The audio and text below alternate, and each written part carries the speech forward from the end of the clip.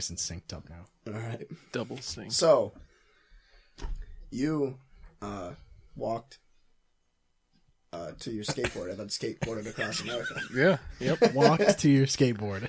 Yeah. And That's then skateboarded across America. So like I guess I'll start where it all started. Yeah, where did you get like the inspiration for this in the first place? So like first I was my friend started showing me like this band Gojira, and I was just like, they're pretty cool. Like I didn't really look up the lyrics or anything like that, and I wasn't too big of a fan of the vocals at first. And then once I started looking up the lyrics, I was just like, yo, this stuff's pretty cool. Yeah. And they have a song off the first song off the album, The Way of All Flesh, Ouroboros. Mm-hmm. The first lyrics in the song are Serpent of Light. I'm walking to high school one day, and I see this book on the ground, and it has a pyramid on it, and I see it, and I'm like, and I didn't pick it up on my way to school. I go to school, and passes my mind a few times during the day, and I get out of school like a period early, and I go back, and I try to see if the book's there, and it wasn't. And I go up to my friend's house, and he actually picked up the book on his way out. He got out a period before me. And it was this book, Serpent of Light, by Drumvalo Melchizedek. And so that kind of caught my attention right there. And I started getting into works by Drumvalo Melchizedek, checking out some of his workshops about meditations and stuff like that.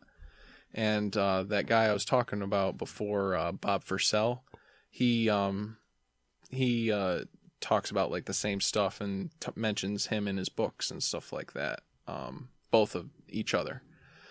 And they kind of talk about a lot of stuff like from Egypt, how like they do certain things like to become a man, certain Egyptians would like have to go into this pool of water where there'd be crocodiles in it, and then there'd be like they'd have to go through like this certain passage, and there'd be a light above them, and they'd think that'd be the way that they'd go, and they go there, and that's not the way to go. So then they'd have to go down there again, and then actually go through the passageway to go. But all the crocodiles are fed and everything, dude, but they don't know that. Water is like horrifying to me, like just in general.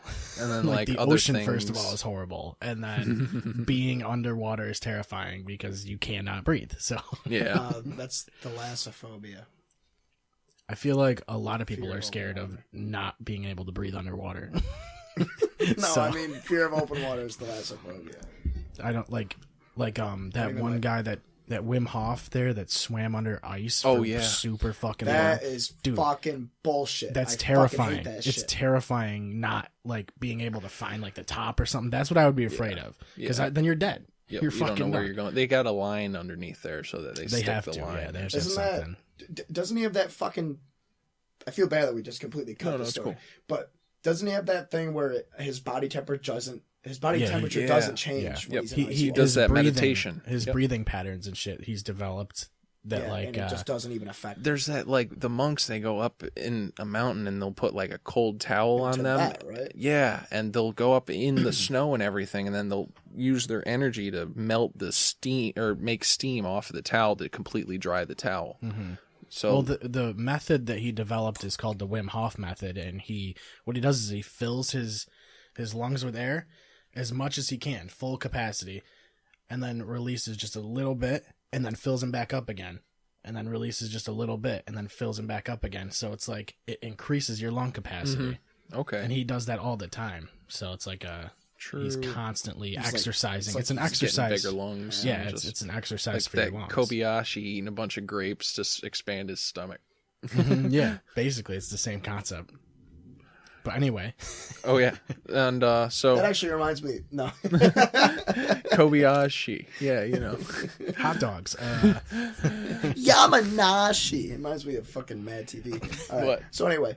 I'm in high school. I'm starting to get into Gojira. And, like, for those people that don't know Gojira, they kind of got, like, a spiritual, environmental message. And I actually just recently found out that they're all vegan, which is cool because I didn't know that for years. And so they're not in people's face about it and stuff like that. Yeah, they're what's the song I was just playing there? That's from The Way of All Flesh we were just talking about. Ouroboros? Nope. It's Sight to Behold? Yes, yeah. Sight to Behold. I read the lyrics for that and I was like, holy shit, these guys are fucking environmentalists. Yeah. It's about saving People the call it planet. environmental. Really? Yeah. That's pretty sweet. Yeah, it's a song about saving the fucking earth. And so that kind of got me on thinking more towards like being about the oceans and stuff like that. And I started looking up and like there's all the trash that like gets littered eventually goes into a river, eventually goes into the lake, eventually goes into the ocean, and it gets spiraling around. And there's shit that doesn't break down, like straws and shit. There's that a are still garbage there. island the size bigger than Texas. Toxic garbage island. Out in the Pacific Ocean. It's bigger than Texas. Planes flying over it. They're thinking it's another continent. It's just floating garbage out there. Jesus Christ. And so like there's this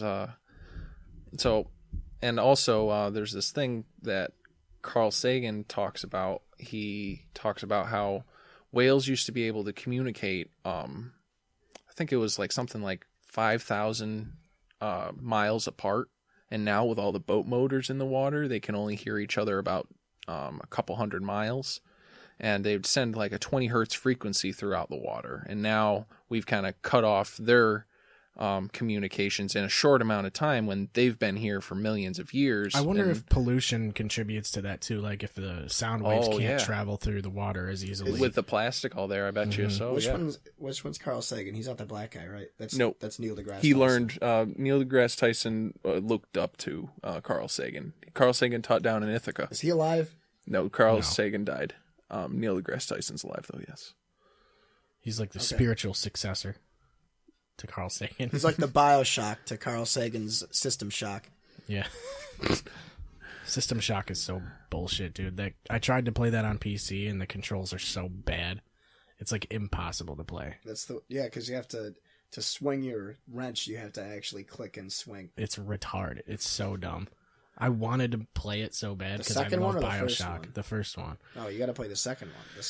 I love Bioshock. I wanted to play that, and I was like, I can't do this. These controls. If you want to play Bioshock, just play Bioshock. I have the collection, and I've played them so many times. So anyway, right. Carl Sagan. Carl Sagan. He's from Cosmos, right? Yep. He has that show. He's in that show, yeah, right? He is? Yeah. I thought so, right? I thought he died. He died. There was an original Cosmos. They did Cosmos, and then Neil deGrasse Tyson rebooted it. So there's thinking of The Office. I thought The Office UK Ricky or Gervais did The Office, and then I do remember seeing something of Carl Sagan on, like, I think it was something like Enter the Cosmos. Or I know there like was that. a Cosmos before the one that Neil deGrasse Tyson does. I don't know who did it, but I think it was somebody along those Richard lines. Dawkins. I think it was Steve Carell. There's something I don't believe. I don't completely agree with, like Stephen Hawkins. Like he believes that we're all just kind of molecules reacting with other molecules, and that nothing is like we don't have any free will. It's all just Stephen Hawking or Richard Dawkins. Stephen Hawking. Okay. He believes that like we're all just like we don't have any free will, and it's all just molecules. Well, I mean, we bouncing off kind of talked about that in a sense, where like the future is pretty much static, like it's pretty much set in stone, and like it's going to happen no matter what, and you don't have to think about what you're gonna do. It's just going to happen the right way. I think there's no wrong turns, only detours. I think you can fuck things up, like if you really want to, but eventually, like in the sense of if God exists, I believe that everything would eventually come back to God, because if God created everything that's a part of himself, then part of himself would be gone forever. Yeah. And like that's if God can do anything, he can do anything. So eventually everything would come back to the great mind of God for the whole experience, so that God, we all know every single possibility. Because if you are God and you are omni-knowing everything, you would be like, okay, you know every possibility of everything that could happen, but did you actually live it? Did you actually do it? there's a big difference in not knowing, having the pre-context of how everything was going to happen and stuff like that. So that might be why we're here, in a sense, to get the knowledge for the experience, for the universe, so that we can eventually go back to God's perfect circle and appreciate different things differently. Because now if you go through all the shit and then suddenly you have like the power of manifestation, you're going to want to manifest awesome fun things and stuff like that, rather than materialistic things, obviously. And then there'll be a layer beyond that where you realize, oh, I have the power of manifestation, I can have anything I want. There's a deeper level than this, and then that's going up the ladder spiritually. And that kind of goes back to what we were talking before, with the conspiracy kind of holding back the whole human consciousness of the whole planet, possibly, where, like, I don't know, reptilians and stuff. Yeah. If God was an Animorph, do you think he would pick Droidicas? He's all of them. He is an Animorph. He's already an Animorph. Do you think God could microwave a Hot Pocket so hot that even he wouldn't be able to eat it? I feel like they're already too hot for anybody, including God. So they have the word "hot" in their name. So. Which one's God? Is he the black one from Cosmos? I mean, we don't know what he looks like, I guess. So, or we don't even know if it's a he, right? What if I'm God? And he could be. Are you guys real? He could be gender fluid or something. Like, we don't fucking know. You know. Conceptually, does God have a gender? We don't know. It's assumed, like, right? Would he have a gender? I don't know. We're saying he. Yeah. We should be saying. Yeah, we assume that it's a he. Or just. I don't know. Yeah. It gets. I don't think God cares. I don't think he cares now. What do you think he does? Well, I don't know. We don't know what to call him. So smite me. What do you think he does? We could call it it. Can you call things it? Because no, it wouldn't be a person, right? It's not God's not personified. Yeah, but then you're objectifying God. Yeah. You can't objectify God. It's This is gonna end up on Tumblr. God. All right. I'm gonna get a box of ladybugs sent to my house by a do they say anything in the Bible about it being a male? I don't think they ever do they? They just say God. Like, you guys ever hear of, like, Lilith? Yeah. Yeah, she's from Borderlands 1. No. I don't play video games. Well, in Greek mythology, and like, you know, those polytheistic religions, there are male and female gods. That's the cool ones, dude. Yeah, those are the cool ones. That's the cool ones. That's the ones that I want. That would kind of, like, what if, there are gods has, like, lesser gods where, like, all right, you guys take care of this stuff, you guys take care of this stuff. Yeah, then, like, you have a role. Yeah. Speaking of rolling, you were rolling on that skateboard across America. Oh, yeah. I'm sorry, guys. So, let's try this. Attempt number 4. This is in 2012. So I. Oh wait, no. Before, I'm still in high school at this point. Was it 2012? I couldn't think of when it was. In the 2000, the 825 miles was in 2012, and when I skated across America, it was 2015. Okay. You did it twice, kind of, basically. Yeah. We're gonna make a ton of money off of this story. Just letting you know. I hope so. That'd be cool. I get to sell skateboards, right? Yeah. With that low, use our logo. Well, you developed those wheels, like that idea. Oh no! I got sponsored by them. Oh, okay. Yep. I called them. They were actually just starting up, and I'm like, "Yo, guys, I'm skating across America. You guys, shark wheels, by the way. That was an interesting concept. I remember looking at that. So what was the wheels? The wheels that I got sponsored by. Did you use these? Yeah. Yep. Okay. I used them on the trip, and I actually only used one pair. I brought 2 pair with me. I only needed 1 pair. They lasted a wicked long time. I still got them too. They look like a cube when you look at them, but really it's kind of like a squiggle pattern around, and it gives you more grip but less surface area on the ground. So there's less resistance holding you back, but you got more lateral grip, so you can roll forward easier.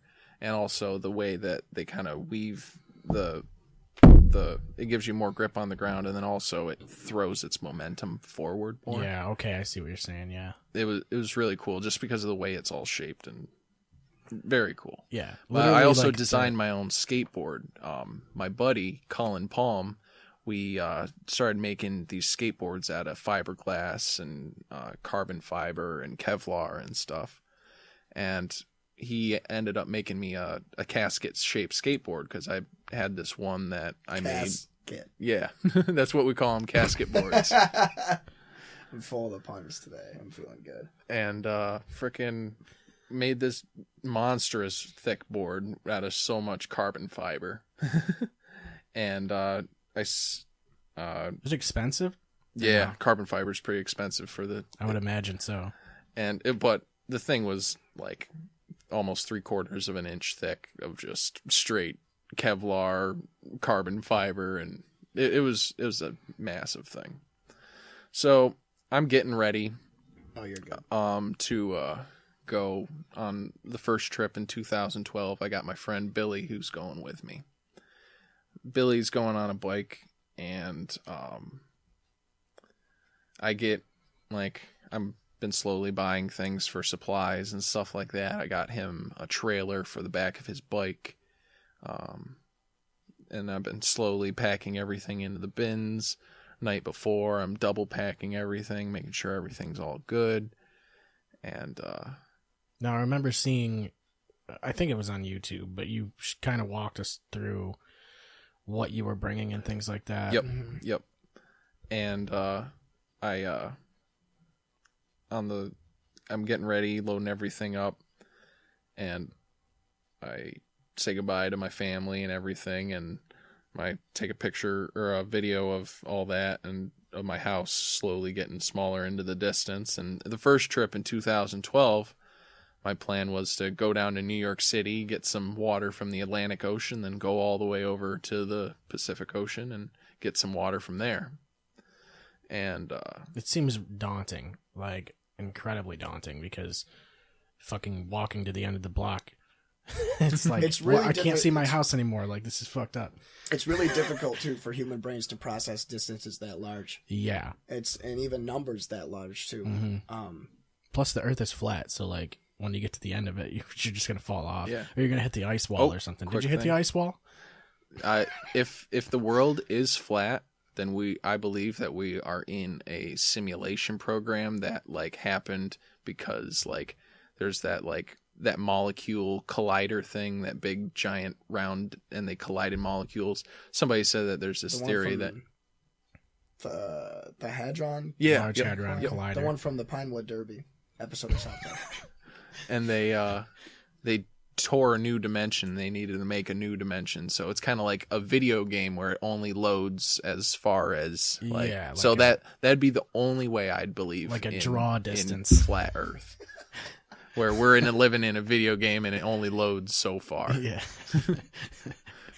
That doesn't make any sense. I feel like the processor from the Large Hadron Collider would be pretty intense. Like, you wouldn't have to have a draw distance. It would just do everything. How much dedicated RAM would you need for this server?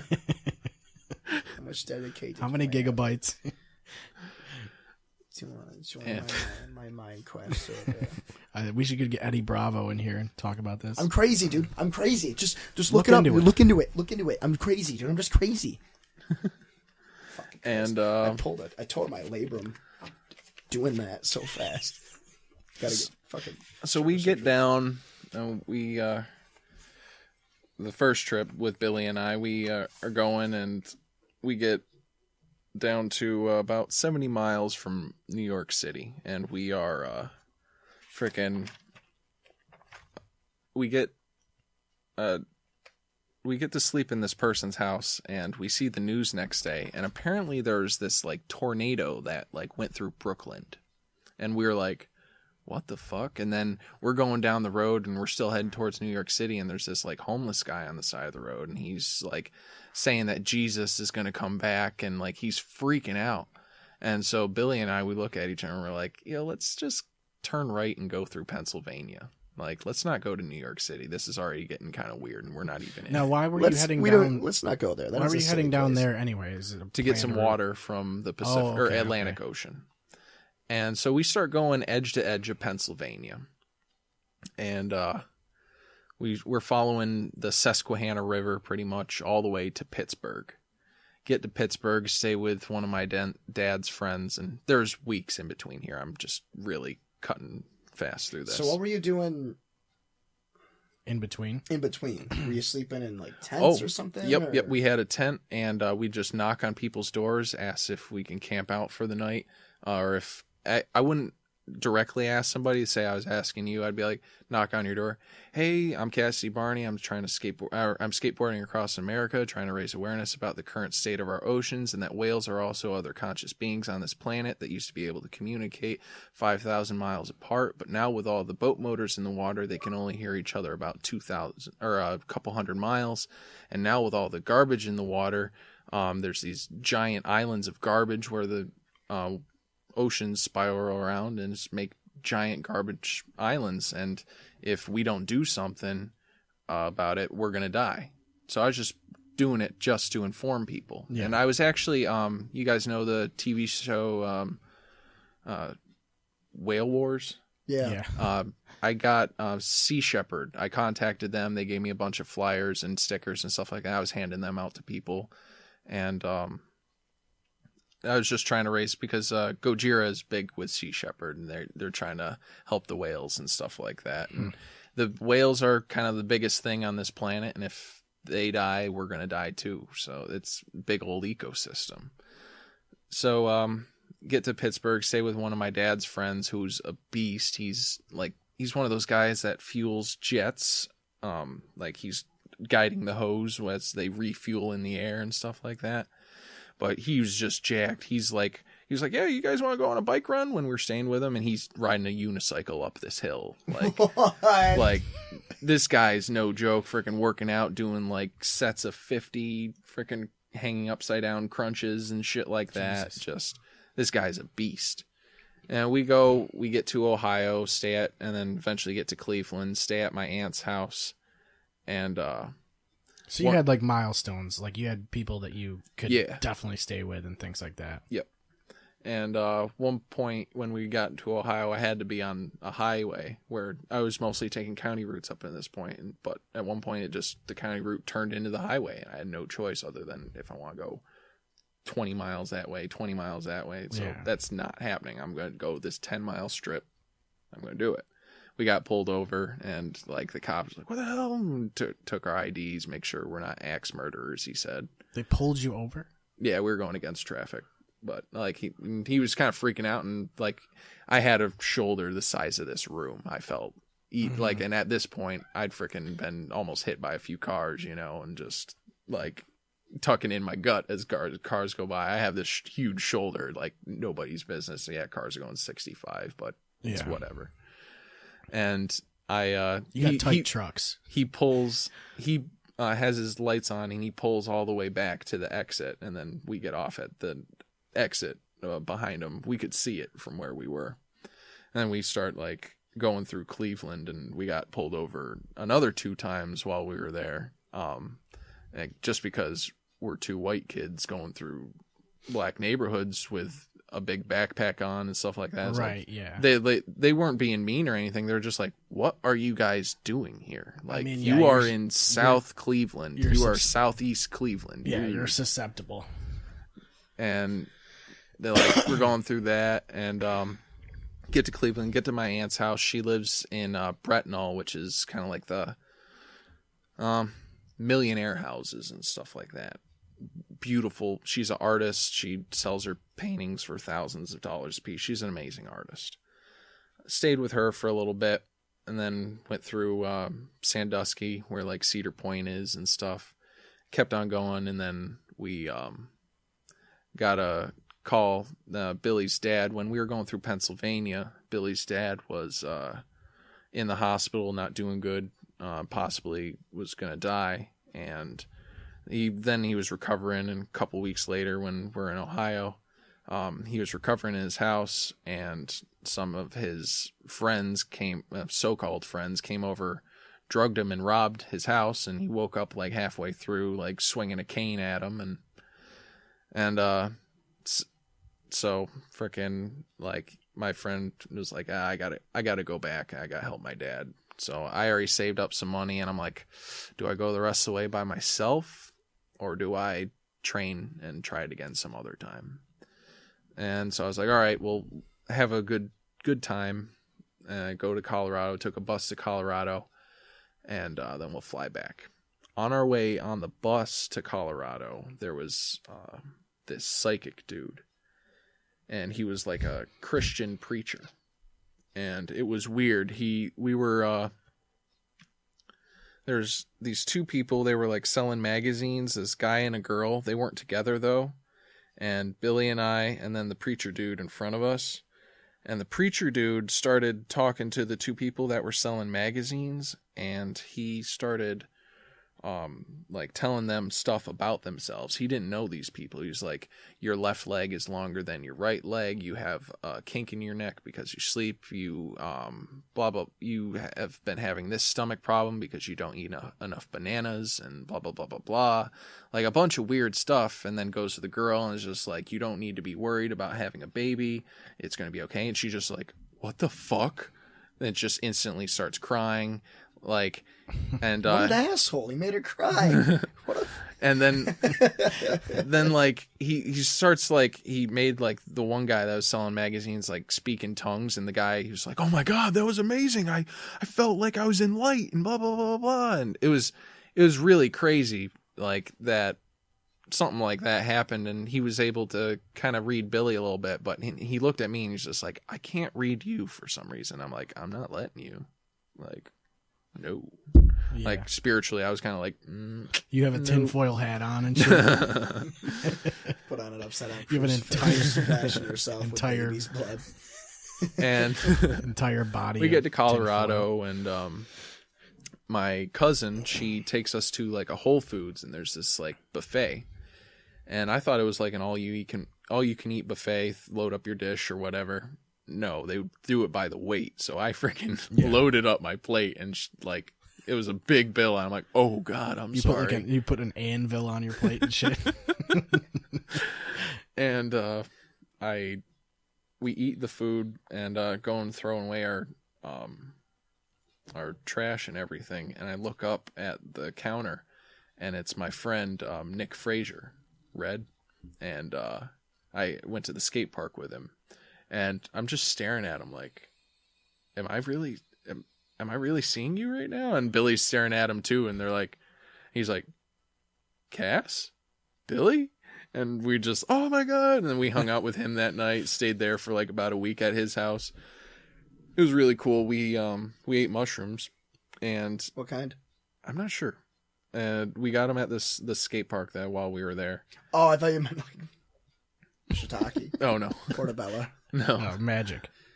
And we got up on top of the mountains, not on top, like about halfway up the mountains, looking down on Boulder, and all of us kind of like, we're talking and shooting the shit, and then we all kind of shut up at the same time, and we noticed that the city is breathing. All of us were like, what the fuck? And the only thing that when I was in that state, I was thinking like, what if like your heartbeat, like every heartbeat makes you like possibly like if you have your foot on the gas, every heartbeat makes your gas possibly go vroom, vroom, vroom, vroom. And if everybody, there's a thing where like people's heartbeat connect if they're around each other for a while, like their heartbeats will sync up. And so I was thinking, what if the whole city's heartbeat is syncing up, and that's that energy of that just little extra out of everything. I mean, it kind of makes sense. I mean, that's the way your body's powered, is the blood and the oxygen that's coming through your blood. So well, it would make sense. Wouldn't all the women in Boulder have their periods at the same time then? Because that's a thing, isn't it? Yeah, if maybe they're not close enough. Like, it's only different sex of girls, you know? Yeah, I forgot. Their cults and stuff when they go into the bathroom. Huh. That's weird. That's weird that those cycles... I'm kidding. Well, no. When you said they're not close enough, I wasn't thinking physically. I was thinking emotionally, and I was like, yeah, they probably don't all know each other. Boulder's a big city. They probably don't all know each other. So we fly back, And as we're going through the Denver airport, you guys ever hear the Denver airport's conspiracy? No. Well, I've seen the murals where they, if you ever look it up, the freaky murals where they have this guy in a gas mask and he has a sword, and then there's a bunch of children and they're all crying in front of their dead parents in coffins of like each race of the world, and then the next panel is like all the children bringing all the guns together and swords, and the guy with the gas mask is dead, and they're all burning all the weapons, all the children of the world and stuff like that. And then next to it there's this gargoyle covering his ears coming out of a briefcase and stuff like that. It was an airport. They built an airport and they were like, no, you built it wrong, bury it and build another one on top of it. And then there's only one way in or out of it, of the airport, and it's twice the size of Manhattan. It's 25 miles away from Denver. All the barbed wire. Airport? Yeah. Yeah, I remember. I think Joey Diaz was The just talking airport is about twice the size of Manhattan. Joey Diaz was just talking about how he doesn't Cocksucker. fly into Denver because there's a trip, like a huge trip that you have to get from the airport to where you're going. It's fucking ridiculous. And even though there's already a international Denver airport in Denver already, it's the furthest airport from what it's actually named after, Denver. And also, one way or in or out, all the barbed wires facing in. The Queen of England owns property next to it. And also, the runways make a swastika. You can look on Google Maps and even see it. Jesus. And there's... That seems... Every single time I've gone there, there's always been construction going on. And I've seen videos where they have these mile-long tubes next to each other, and there's a train station that connects there. And they're thinking that, okay, they're going to load people up onto trains, bring them all to the Denver airport, put them in these mile-long tubes, and there's these sprinkler systems on the mile-long tubes. And then also underneath the Denver airport, there's these like layers and layers of bunk bed systems, and they're saying like, oh, just in case there's a crisis on the earth, we need to be able to house a bunch of people. So what do people think's going on there? They think that like part of the like Illuminati government or whatever is going to try to like harvest everybody up at eventually some point. One of the excuses could be an extraterrestrial invasion or something like that. Like, oh, we all got to get away from the aliens, or To some use it as a crazy camp. And the altitude in Denver, the aliens probably can't fucking... Yeah, what an odd place to put that, though, you know? I guess that's probably partially... But what it Also, is. you can see 30 miles in every direction out there. Nobody's getting away from that concentration camp. Nobody. Like you're running for hundreds of miles. Oh yeah, we could see you. Why? That's why I would put it out there, and it's in the center of the country, so you don't have to worry about. Yeah, but if those snipers aren't good at Battlefield, they don't know what their zeroing distance is, so they might not hit you. The thing that freaks me out about that is the barbed wire facing in. Inside, yeah. Because I've now that the more you were talking about it, the more I remember reading about it before, not like studying it, but remember like reading about it, and that I'm kind of uncomfortable. Let's not go to Denver. Yeah, Denver Airport is weird. Let's not go to Denver. It's And it has like train systems underneath it too to go to different terminals. It's huge. There's one that's not far away from it that you can go to that's less sketchy. So see the thing. Sorry, the only thing. I'd be upset if I got rounded up there. Because pizza in Colorado is sucks. like awful. Because, Well, I feel like airport pizza probably sucks. I mean, not even that. Like just in general, the dough doesn't rise at the same, and they can't cook a pizza like they can. And also, we got the port here for like cheeses. We get real good cheeses from like Italy because of New York City and stuff. And also, we have some of the best area to grow tomatoes. Yeah, so that's why New York has some of the best. It's really pizza. It's crazy how much altitude affects those kind of things. Yeah. You know?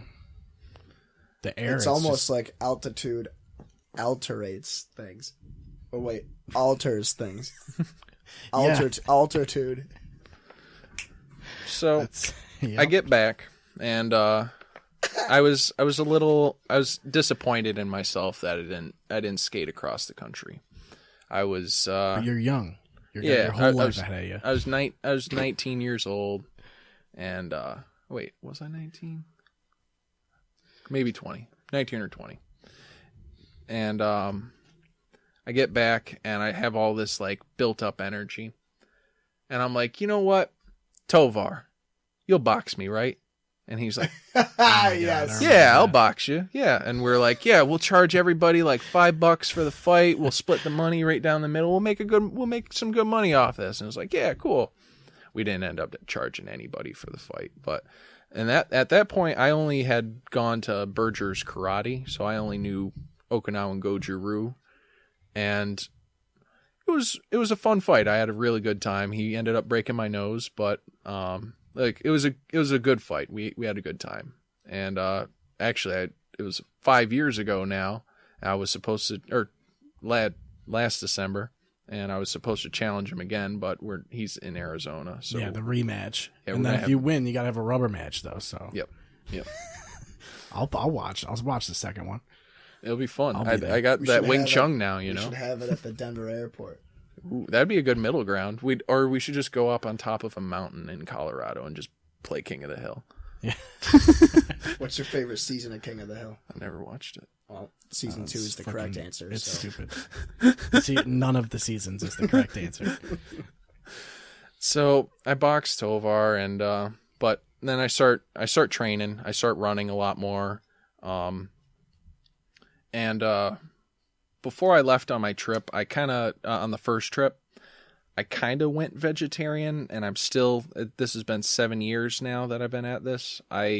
I'm not a vegetarian. I'll piss vegetarians and vegans off, but I'll also piss meat eaters off, where I won't eat meat unless I kill it myself or I can meet the person who killed it, mostly because of the way it's processed and the fucked up industry and stuff like that. Well, wild game is way better anyway. Yeah, I'd rather have a deer be a part of me rather than frickin' a pig that's been laying in its own shit for whatever. Or like a fucking cow that's had its throat slit or some shit. Yeah, to be kosher. All that energy and its like blood and stuff like that I'm eating, like those might be affecting me in certain ways. So that's the way I was looking at it, and I did that, and I was surprised. I did it more as a challenge for myself because I was just like, I'm too skinny. I can't be vegetarian. Like, I was just like, you know what? Fuck it. I don't care. Like, if I lose some weight, I'll just start eating meat again.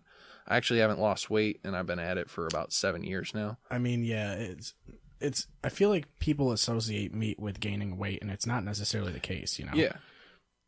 But I also, like, almost, for the 7 years, almost every fall or winter, I've had venison. I don't know. And I've had, like, once in a while, I've had, like, somebody gave me some chicken soup and some fish and stuff like that once in a while. Or if I ever want, I can go to Price Chopper and get a lobster, boil it myself. Yeah. I mean, I imagine when you're fucking skateboarding across the country, your options are a little limited. Yeah. You know? Yep. You can't really be a strict dietitian, pick and choose what you want to eat.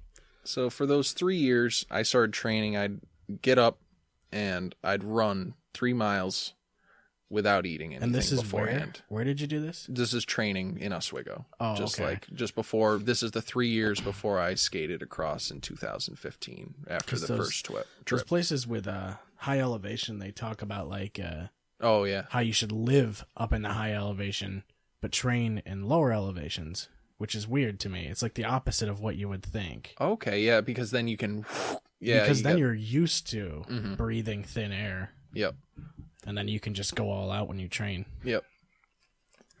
Frickin', so I would go out, run 3 miles, and then I would eat. And, well, actually, I'd usually go to work and kind of pick here and there. And then when I get home, then I would eat. So what I was doing for the 3 years was I was trying to get my body to get used to running on nothing. Like, and then I'd get all my carbs in at the very end. Like intermittent fasting almost. Basically. Then when I left for my trip in 2015, I actually was eating 3 meals a day. First thing I do, I'd eat. So then I have energy. So then, like, I could keep going. And so that was my, I don't know, I'm not recommending this to anyone. This is just what I did. So everybody should totally do this.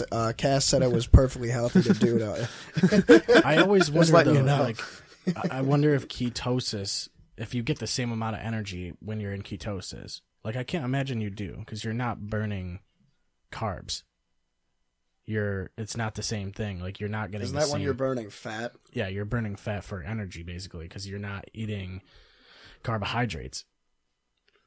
So I wonder if you're getting the same amount of energy from if you're in ketosis. You know what I mean? I can't imagine that's the case. I don't know if it would either be the same amount or like the same quality even. I think you'd get exhausted faster for some reason. I don't know. I've never done ketosis, so I couldn't tell you. Freaking, it'd be an interesting. I'm sure somebody's done that. Tried to figure that out, but I don't feel like Googling it. So, like, honestly, though, like, the scariest part of my whole trip and the most psychological part of it, it was right before the couple weeks before and up to the point where I left. Yeah, of course. It was the scariest fucking thing. Because, like, I'd be talking to somebody and, like, I'd be like, this might be the last time I actually talk to this person.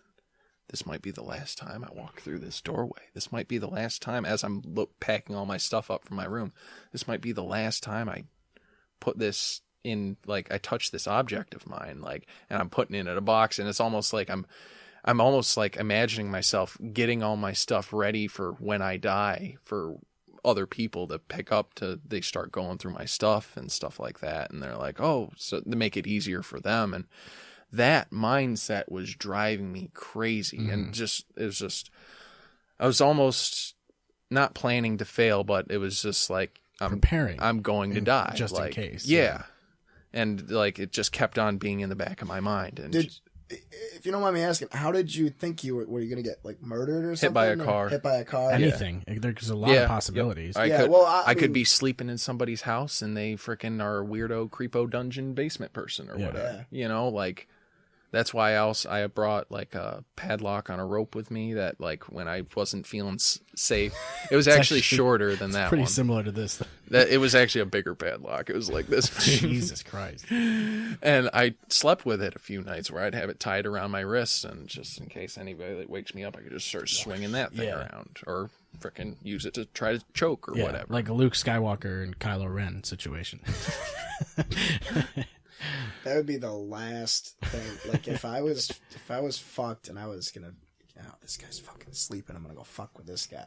Yeah. That'd be the unless last you're thing putting, I would like, expect to get unless you're, like, gluing, like, Fruity Pebbles to their face or some weird shit, putting whipped cream on. How would you react if somebody was doing that to you? They were just dude, oh my god, I can't believe that never happened. Just like you wake up one day with whipped cream on your face, little like cucumbers over your eyes, and fucking just like corn for teeth. People are sitting bugles on your fingers, and then olives on the bugles.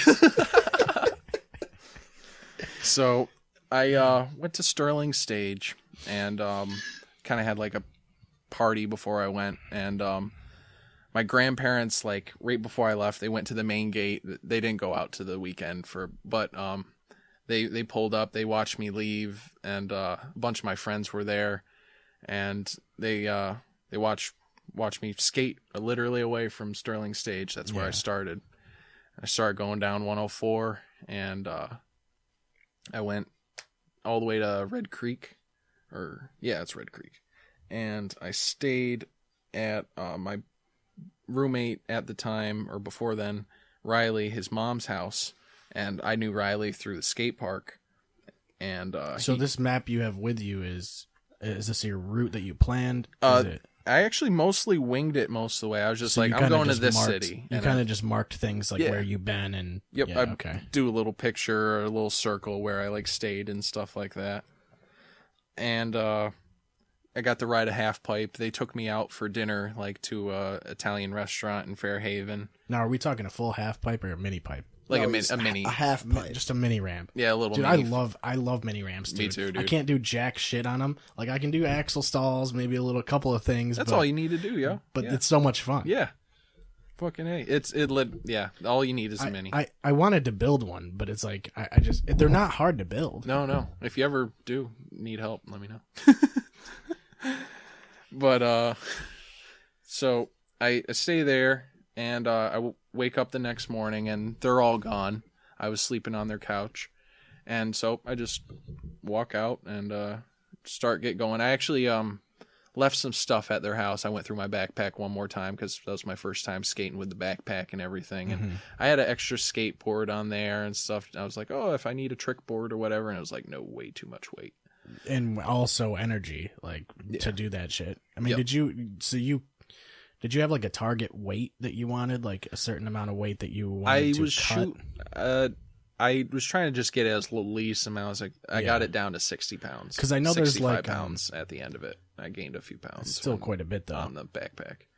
Yeah, but the thing is, I know there's like expeditionists and got people that like climb mountains and shit that will cut their toothbrushes in half and crazy shit that just to cut that little bit of weight. You know, I was literally trying to do that, and after going through this whole skate thing, I realized I didn't really need to bring my machete at all. I didn't really need to bring a hammer at all. So those two things right there, that's already like, I mean, a pound or two that I could have. You don't really off. know. Did you bring acetone?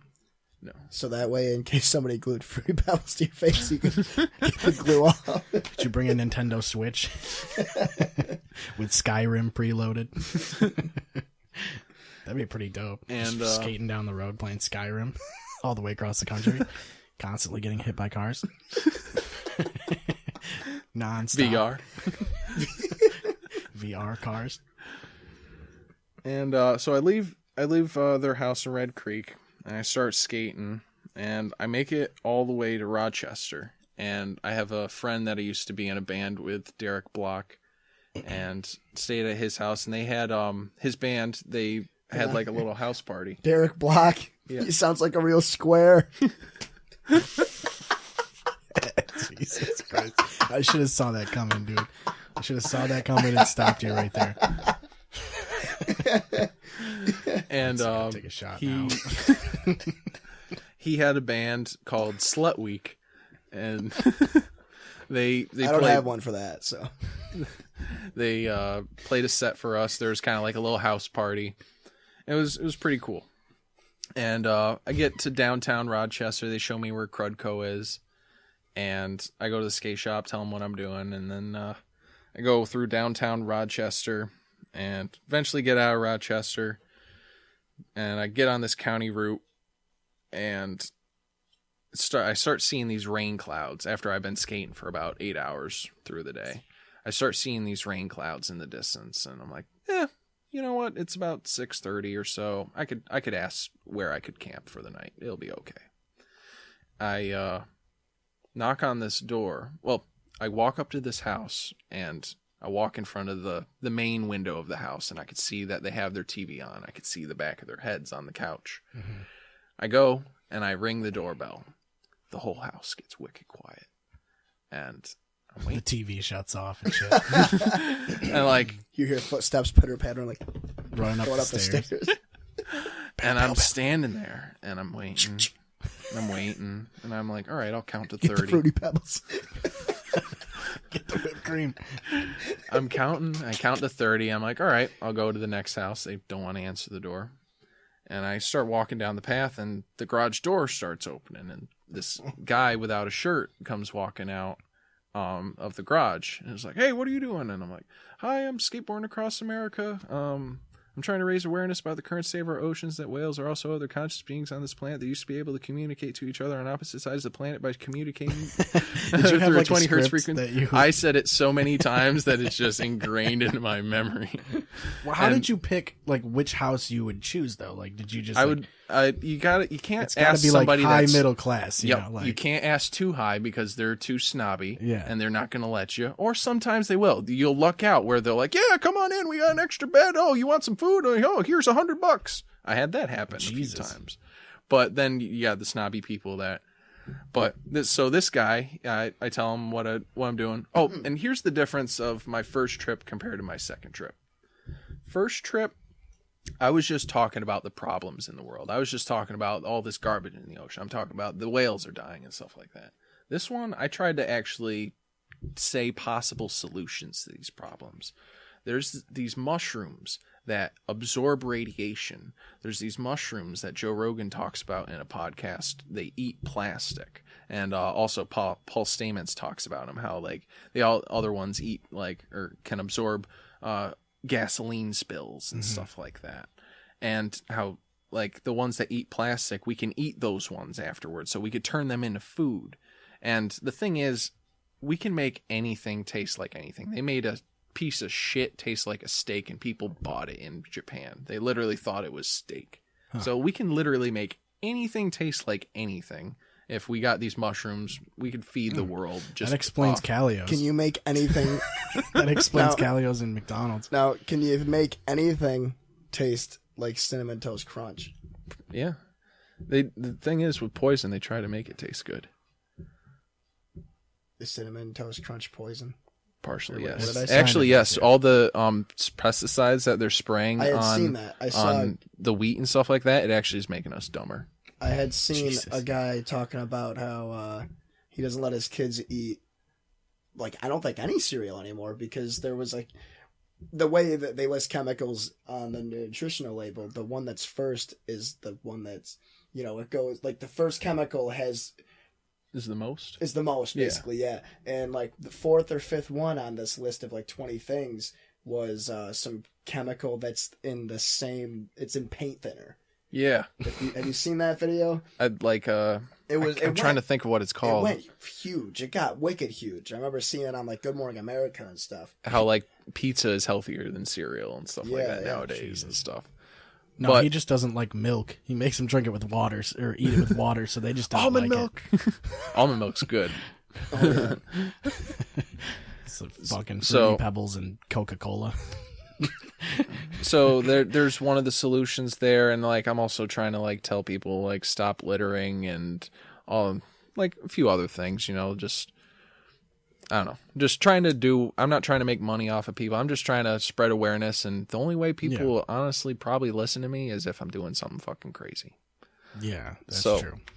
So I'm just trying to support something that I support. Anyways, this guy, he goes, "Oh, let me you can stay here. Let me just ask my wife." He goes back inside. I'm waiting, sit down on the grass, picking some grass, putzing around.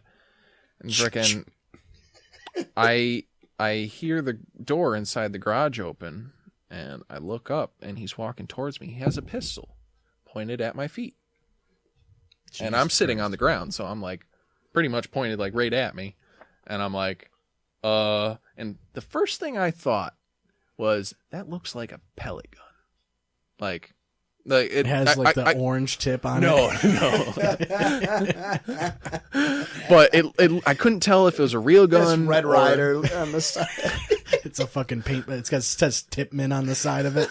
And he's just like, "You can stay here, but I got to see everything in your bag. I got to see all the weapons you got." And I'm like, "Whoa, dude! I got a flare gun. I got a padlock on a rope. I got a machete." And he's just like, "You got a machete?" And he starts getting like nervous.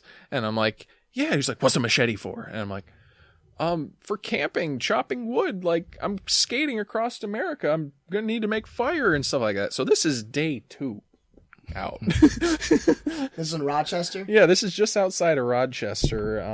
It was in this farm town. It was on Route 23, I believe. No, 33. Yeah, on Route 33 and 19.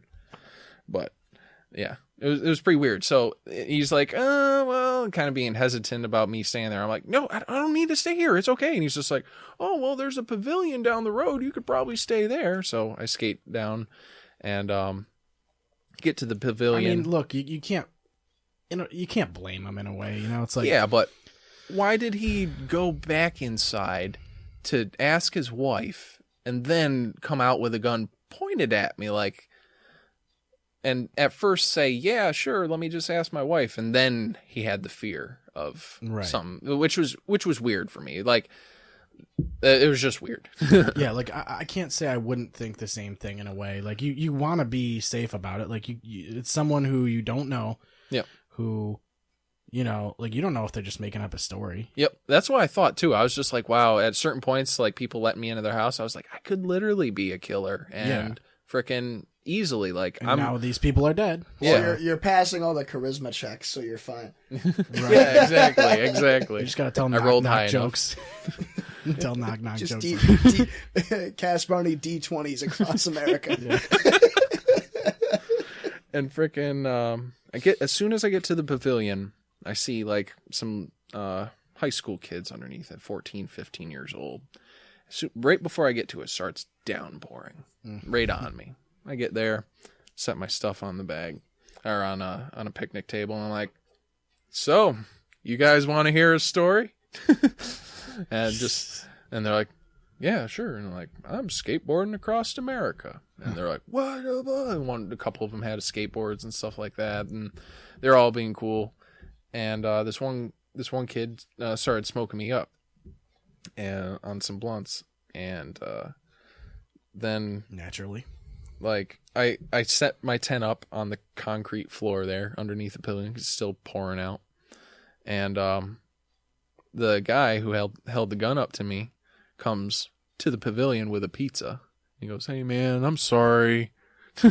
Sorry I pulled the gun out." What are on we you talking? before." Yo, what kind of pizza was Yeah, this? are we talking deep Did he dish? get you a Little Caesars or like a Domino's? It was or like it was a local it was a place? local, Okay, so but it was pepperoni. I didn't eat pepperoni, but I took it and I gave it to the kids around me. You should have been like, "Are you fucking kidding me? I'm skateboarding across America. You're giving me a fucking pepperoni pizza. Did you not listen to what I said? I practiced that, motherfucker."